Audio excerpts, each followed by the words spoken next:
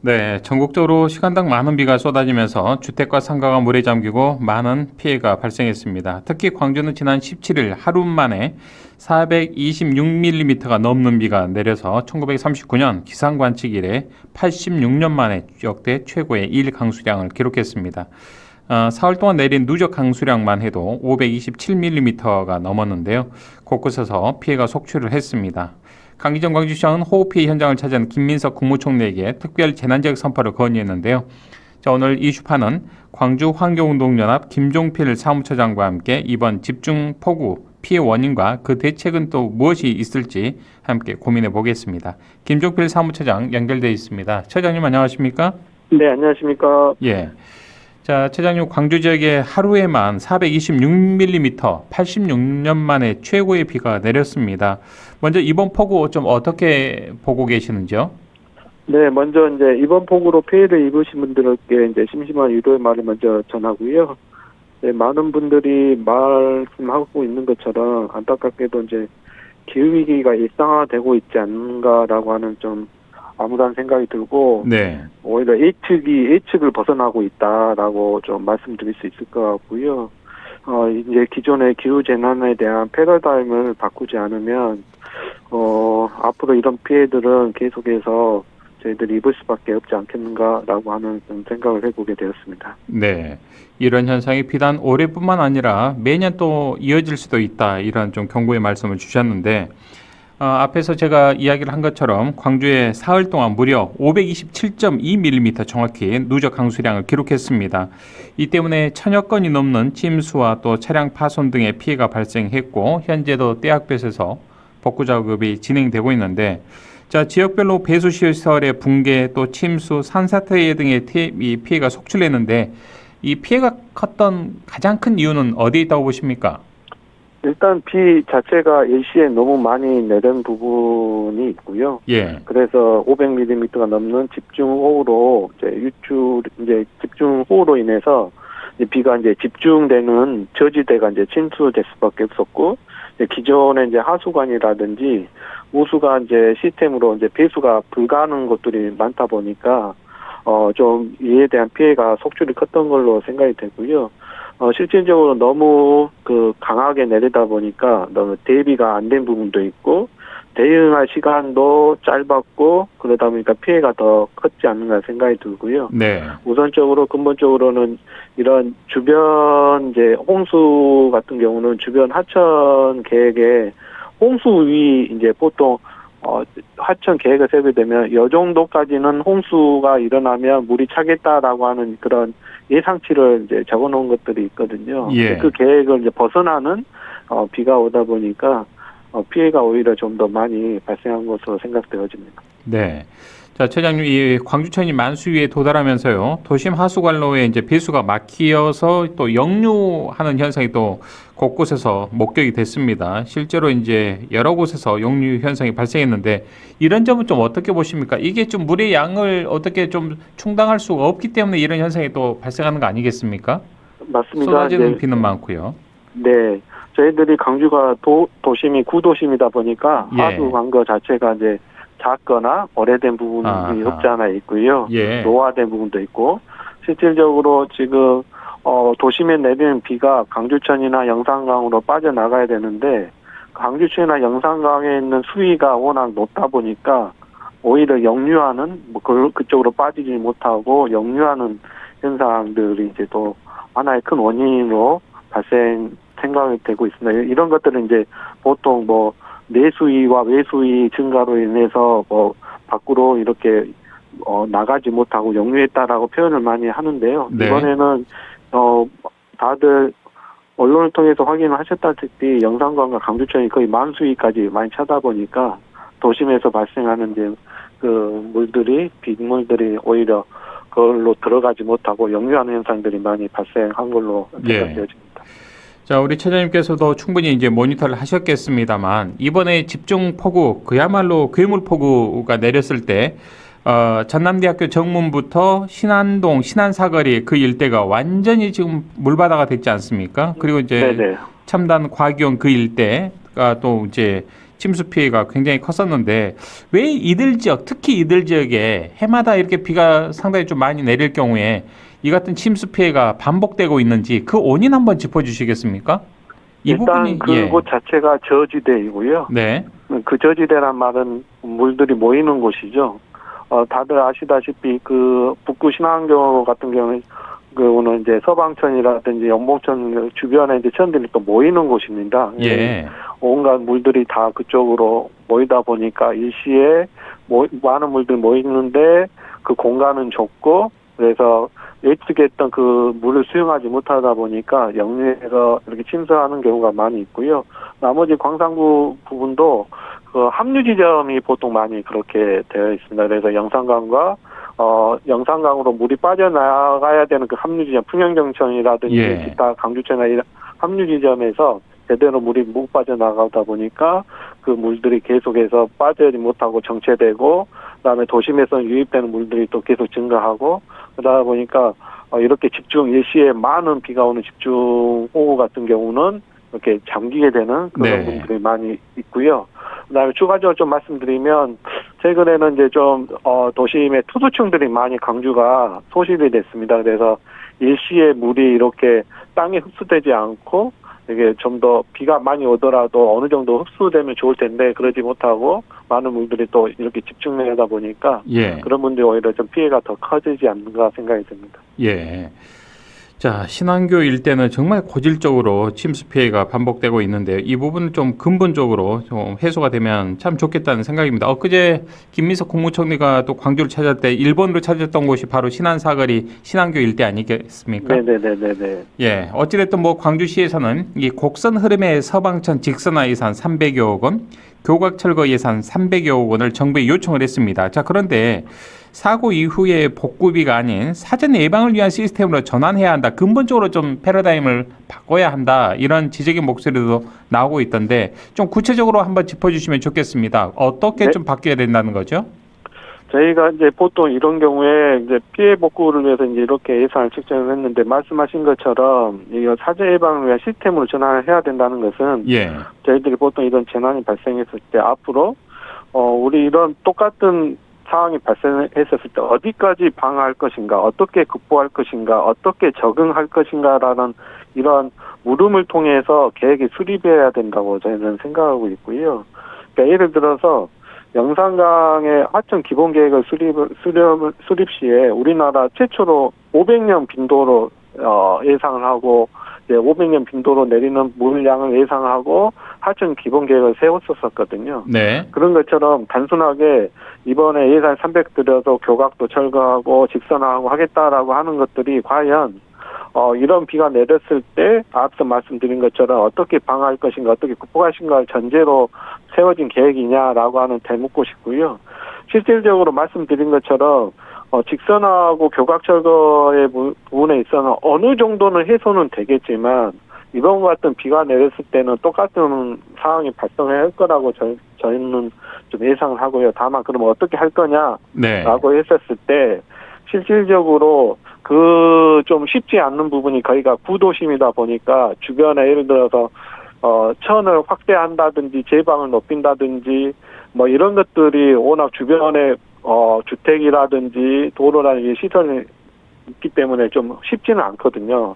그렇다라고 하면 중간중간에 신안교에 오기 전에 거기를 직선하는 것보다 그 전 단계에서 물이 집중되는 것을 해소하는 방안이 없는지를 우선적으로 검토하는 게 저는 우선이라고 생각이 들고요. 예. 그런 방법에 있어서는 좀 더 전문가 집단들의 지성을 좀 모아서 충분히 할 수 있는 방안들이 있다라고 저는 좀 생각을 하고 그러니까요. 있고 그런 방안들을 좀 몇 가지를 좀 말씀드릴 수 있을 것 같거든요. 그래서 네. 그런 것들이 좀 중요한 부분이 아니겠나 생각하고 예를 들어 하나 이런 것들이 있습니다. 예. 중간에 신안교 가기 전에 전남대학교가 있거든요. 예. 전남대학교 주변은 영봉천이 흐르고요. 그런 영봉천과 서방천이 모여서 신안교를 하다 보니까 물이 넘치는데 이걸 좀 분산해주면 좋겠습니다. 1차적으로요. 그렇죠. 그 지점 그러면 어떻게 정도에서. 분산을 할 거냐. 예. 네, 제가 이제 좀 좁은 사견일 수도 있는데 전남대학교는 큰 운동장이 있습니다. 예. 네.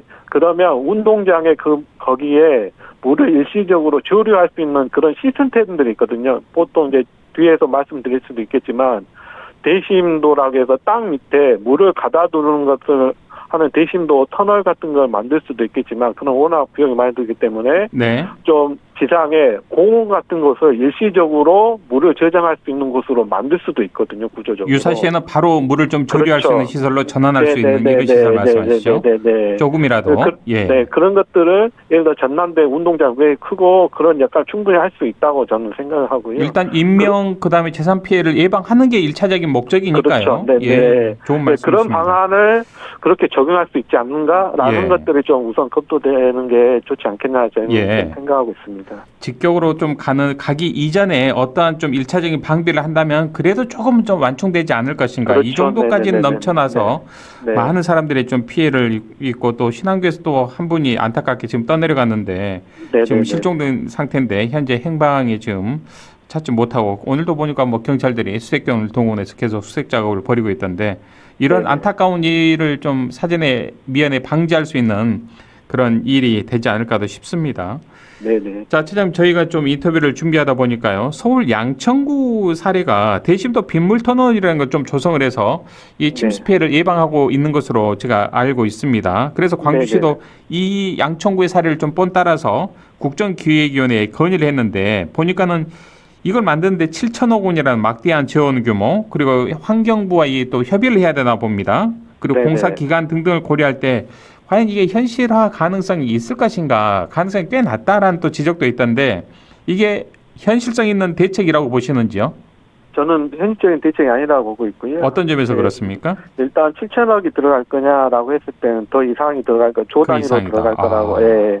왜냐하면 예. 이게 지금 또 예산 들어간 것과 양천구에 들어간 또 크기와 이런 것들 다르고요. 야하. 실제적으로 네, 지금의 예산 비용은 더 들 거다 생각이 들고 대심도 터널을 만드는 그 공사 기간이 뭐 1, 2년 안에 이렇게 할 수 있는 그런 공사가 아닙니다. 왜냐하면 지하에 깊숙이 굉장히 큰 터널을 뚫어서 이렇게 해야 되는 부분인데 그 공사 자체도 보통 짧게는 7, 8년부터 10년 이상 잡는 경우도 많이 있거든요. 그래서 그런 것들이 적절하냐라고 하는 것들이 있고요.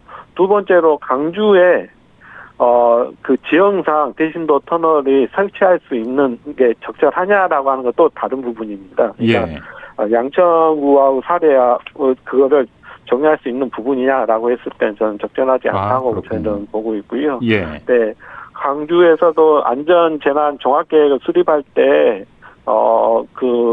백운광장 인근에라든지 뭐 대심 그런 곳에 침수 지역에 대심도 터널 계획을 한번 이렇게 반영을 한 적이 있는데요. 실질적으로 전문가들도 계획은 수립했지만 그게 적용될 수 있을 거냐? 현실성은 좀 라고 낮다. 현실성에 대해서는 좀 의구심을 회의적인 많이 반응을 회의적인 표현을 보이군요. 많이 하셨기 때문에 저는 네. 적절하지 않다고 봅니다. 아, 자 그렇다면 우리 환경운동연합에 또 활동을 하고 계시고 우리 처장님께서는 양천구의 대심도 빗물터널 혹여 현장을 직접 보신 적이 있으신지요?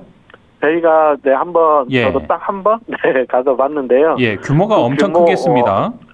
네, 저희가 상상을 좀 초월하는 아하. 상상 이상의 그 예. 터널이라 생각하시면 될 것 같고 단순한 저희가 예, 지하철역에 갔을 때 지하로 내려가잖아요. 그렇죠. 쉽게 그 이상 생각하면. 깊이로 이렇게 아, 판단하고 그렇군요. 생각하시면 될 거예요. 그러면 처장님 양천구의 경우는 이 시설을 설치한 이후로 뭐 침수 피해가 한 번도 일어나지 않았었던가요? 어떻습니까? 거의 일어나지 죄송한데 제가 않았습니까? 그거는 이제 예. 확인을 하지 못했는데요. 예. 지금 제가 그 인터뷰 준비하면서 한번 살펴봤을 때는 네. 그 뒤로는 딱히 예전에 피해는 비해서 없었다. 큰 피해는 아, 큰 피해는 없었다라고 이게 얘기는 좋기는 좋은데 네. 공사 기간도 공사 기간이지만 또 비용이 어마어마하게 조 단위로 또 네. 들어갈 수 있기 때문에 참 네. 광주에 적용하는 데는 약간 지형이 현실적으로 맞냐라고 하는 것도 또 다른 지형적으로도 부분이고요. 그렇고요. 아, 이게 좀 현실적인 좀 제한이 되는 거군요. 네네. 자, 그래서 일단은 이게 우리 차장님께서도 앞서서 말씀해 주셨습니다만 워낙 이제 우리 이 배수로가 좀 설계가 된 지 꽤 오래됐기 때문에 이제는 네. 200년 빈도를 좀 예측한 이런 구조적인 설계가 필요하다라는 목소리가 나오고 있는데 이게 좀 말처럼 쉽게 이걸 어떻게 대비하기에는 그게 쉽지만은 않을 것 같습니다. 어떻게 보십니까, 차장님? 어렵습니다. 예, 결론적으로. 네, 예, 예. 저희도 실제로 200년 빈도라고 하는데요. 예. 200년 이상의 빈도가 필요한 이제 기후위기 지금 시대인 것 200년 같고요. 빈도가 아니라 뭐 1년, 3년 빈도로 지금 이렇게 내리고 있는 것 같습니다, 비가. 네네네네. 그래 예. 실질적으로 아까 앞서 잠깐 말씀드렸는데 영산강 같은 경우 하천 기본 계획 세울 때 예. 500년 빈도로 계획을 세웠거든요. 500년. 네. 그럼 200년 빈도를 한다 하더라도 실질적으로 지금 도심이 조성된 강주에서 그만큼 지금은 200년 빈도로 개선이 가능하냐라고 예. 했을 때는 정말 쉽지 않고 그러니까요. 굉장히 많은 시간과 비용이 든다라고 하는 걸 왜냐하면 강주 소위 말하면 강주의 하수 관거 크기를 다 바꿔야 되는데 그게 예. 가능할까요? 쉽지는 않을 거라고. 물리적으로 좀 이게 쉽지 않은 네네네. 일이겠군요. 예를 들어서 강주천이나 영상에 이제 범람하에서 막 이런 물량을 늘리려면 강주천 폭을 넓히거나 영상강 폭을 넓혀야 되는데 네. 아시다시피 강주천이나 영상강 폭 옆에 아파트도 있고 그렇죠. 많은 시설물들인데 그걸 놔두고 그 폭을 넓힌다는 거의 불가능하죠. 그럼 예를 들어서 하천 준설이라는 표현 이제 또 많이 네. 이제 얘기를 하세요. 땅 강바닥 좀 더 깊이 파면 되는 거 아니냐. 마냐라고 하는데 예. 뭐 4대강 사업을 보셨다 아시다시피 2, 3년이면 늦어도 5년이면 다 다시 원상태로 복구가 됩니다. 그래서 그렇군요. 현실적인 대안은 아니라고 보고요. 예. 그래서 이제 전문가들 얘기하시는 게 이런 구조적인 걸로 이렇게 바꾸는 거는 한계가 있다. 그러면 비구조적인 부분 방법을 해야 된다라고 하는 것들이 이제 말씀을 많이 하시고 그 비구조적인 부분이 뭐냐라고 했었을 때 실질적으로 뭐 대응 체계라든지 실질적으로 이제 뭐 피해를 최소화할 수 있는 뭐 예를 들어서 대피라든지 예보 관련된 거라든지 이런 것들을 실질적으로 현실적으로는 그게 좀 더 효과가 있는 사항이 아닌가라고 얘기들을 하시고 계십니다. 네. 자, 처장님께서는 지금 대한민국의 재대응 체계가 가지고 있는 가장 근본적인 좀 구조적인 한계랄까요? 이 한계 무엇이라고 보십니까? 네, 그동안 일반적인 기후나 자연재난 수준에 조성되어 있는 인프라가 이제 구축이 된 곳이 많거든요. 예. 그래서 예측을 벗어나는 이런 같은 기후재난 수준에 맞는 대응 체계가 갖추어지지 않은 부분들이 많이 있고요. 근데 갖추어졌더라도 문서 수준으로 계획을 이제 해놓고 실질적으로 이행하는 이행률이 너무 낮고 있기 때문에 그런 것들이 기본적으로 근본적인 좀 한계를 가지고 있다라고 행정체계 어떻게 보면 행정체계에 좀 한계화가 있지 않는가라는 생각을 좀 하고 있습니다. 자, 현재 뭐 배수시설 이 문제 등을 보면은 환경부, 국토부, 기재부 등등의 다양한 부처가 좀 서로 얽히고 설켜 있는 이런 문제이기 때문에 사업 추진에 굉장히 좀 장애 요소가 된다라는 지적도 나오고 있습니다. 현실적으로 볼 때 어떠한 좀 행정적인 또는 법적인 제도적인 개편이 필요하다고 보십니까? 실질적으로 물관리 일원화 사업을 하면서 물관리 관련돼서 환경부는 일원화되긴 했지만 아직도 인프라는 예산 문제가 지금 말씀하신 것처럼 국토부나 기재부로 나눠져 있거든요. 네. 뭐 이재명 정부에서 이제 뭐 조직 개편을 하면서 어떻게 될지 모르겠지만 지도해 주신 것처럼 행정적으로 법적인 좀 구조 개편이 필요하지 않을까 생각이 들고요. 이제는 기후나 기후 재난에 좀 초점을 맞춰서 행정 조직도 좀 개편도 되고 예산도 편성하고 해야 되는 부분인 것 같습니다. 네. 자, 이번 복구에는 또 수백억 원이 투입될 것으로 보입니다만 피해는 또 여전히 반복되고 있습니다. 재난 이후에 회복이 아니라 말씀하신 것처럼 구조 설계 단계에서부터 회복력을 좀 강조해야 한다는 이 목소리도 나오고 있는데 이게 좀 말처럼 쉽지만은 않다라는 말씀 앞서 주셨습니다, 처장님. 한번 좀 첨언해 주신다면요. 네, 저도 이 전제 조건은 동의를 하고요. 그러나 쉽지는 않다. 다만 할 수 있는 부분은 있다라고 하는 어떤 부분일까요? 예를 들어서 저희들이 지금 뭐 영산강이나 강유천의 주변으로 너무 밀집으로 개발이 되고 있는데 실질적으로 저희 보통 강주천이나 영산강에 제방 같은 게 있지 않겠습니까? 하천하고 저희들이 다니는 제방인데 이 제방을 좀이라도 옆으로 옮길 수 있는 구간은 옮기는 게 좀 맞다고 보고요. 실질적으로 그러면서 주변에 실질적으로 제방 안쪽에 저류 습지 같은 경우를 좀 조성을 하고 말씀드린 게 아까 전남대학교 운동장에 예를 들었지만 도심의 공원이라든지 학교 운동장이라든지 이런 것들을 실질적으로 일시에 좀 물을 조류할 수 있는 조류지로 이렇게 조성하는 것들, 이런 녹지 공간을 만드는 경우, 이런 것들이 좀 필요하다고 저희들은 생각을 하고 있고요. 예를 들어서 도시의 재생할 때, 재개발할 때 일정 정도 그런 조류지 역할을 할 수 있는 녹지 공간이나 어떤 물리적인 공간을 조성하도록 네. 설계부터 아파트나든지 어떤 시설 단지를 조성할 때 그런 것들을 좀 애초에 정할 수 있도록 하는 역할을 하는 이런 것들이 설계에 반영하고 도시계획에 반영돼서 하는 게 좀 필요한 부분이 아니겠나 생각이 듭니다. 네.